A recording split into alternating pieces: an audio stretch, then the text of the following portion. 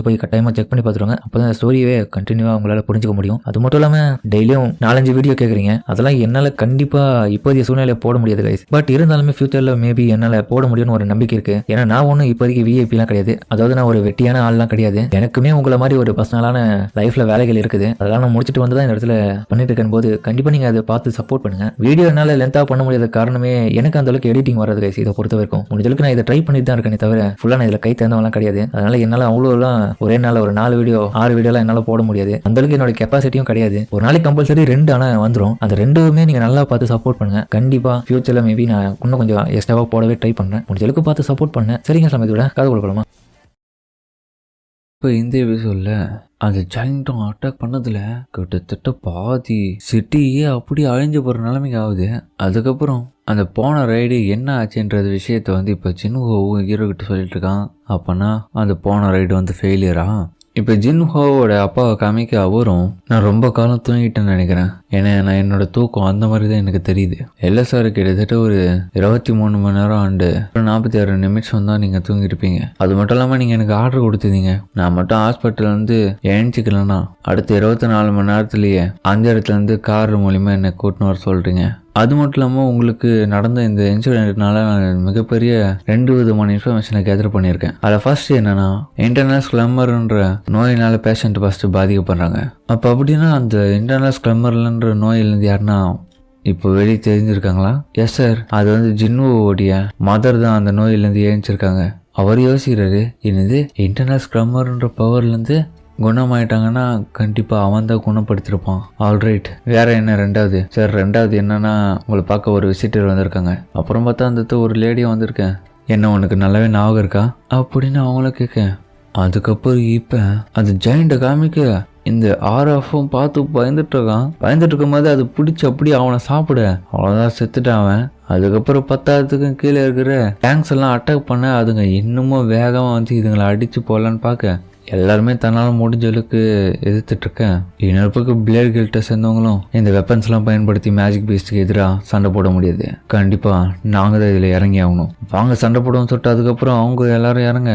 Blade கில்ட்டை சேர்ந்தவங்க அதுங்களை attack பண்ணலான்னு போக அவங்க நினைக்கிறது என்னன்னா, தன்னுடைய அட்டாக்ஸ் எல்லாமே இதால் கணிக்க முடியாது, அவ்வளோ ஸ்பீடாக போய் அட்டாக் பண்ணலான்னு பார்க்க. ஆனால் அது டக்குன்னு இவங்களை திரும்பி பார்க்க இவங்களுக்கே ஒரு ஷாக்கு. அதுக்கப்புறம் அது திரும்பி அடிக்க அந்த இதில் அவங்க ஃபாஸ்ட்டாக நகுற. இது உடம்புல ரொம்ப பெருசாக இருந்தாலும் ரொம்பவும் ஸ்பீடாக தான் இருக்குது. அதுக்கப்புறம் ஹெலிகாப்டர்ஸ் மூலிமா இந்த இடத்துல நடக்கிற விஷயம் எல்லாத்தையுமே டெலிகாஸ்ட் பண்ணிட்டு இருக்காங்க.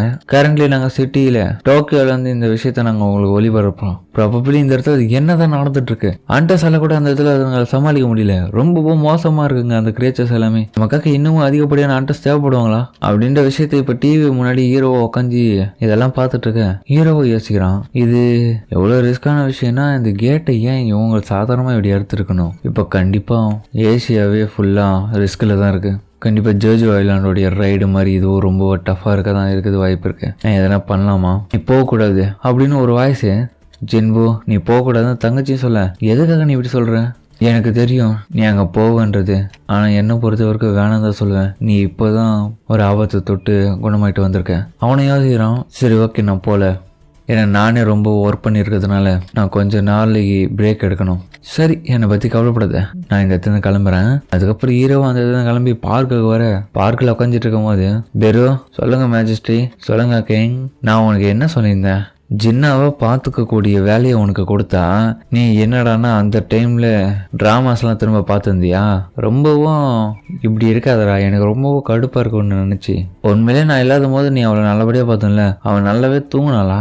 இல்லை சார், அவங்க அந்த அளவுக்கு தூங்கலை, இருந்தாலும் அவங்க உங்களை நினப்பாவே தான் இருந்தாங்க. அவள் அந்த சம்பத்துக்கு அப்புறம் ரொம்ப பாதிப்படுத்திருக்கான்றது இதுலேருந்தே தெரியுது. ஏன்னா இந்த மாதிரியான வார்த்தை சொல்லி கிட்டத்தட்ட 4 வருஷத்துக்கு முன்னாடி என்கிட்ட சொல்லியிருந்தா, நான் என்னுடைய ஃபர்ஸ்ட் ரைடில் நான் போகும்போது உனக்கு ஆபத்து வந்துடும் வேணான்னா, இப்போ கட்டாயமாக நான் என்ன தான் பண்ணுறது, அந்த இதில் மிகப்பெரிய ஆபத்து போயிட்டுருக்கேன் அப்படின்னு ஹீரோவும் பார்த்துட்டு இருக்கும் போது யாரோ ஒருத்தங்க காரில் வர யாரோடன்னு பார்க்க. அதுக்கப்புறம் பார்த்தா ஜின்முகோவுடைய அப்பா தான் அவனை கூப்பிட்டுருக்காரு. அவரும் அவருடைய இடத்துக்கு கூட்டின்னு போயிட்டு இவங்ககிட்ட பேச ஆரம்பிக்க. அவனும், உங்களுக்கு என்ன வேணும் சார் என்கிட்ட?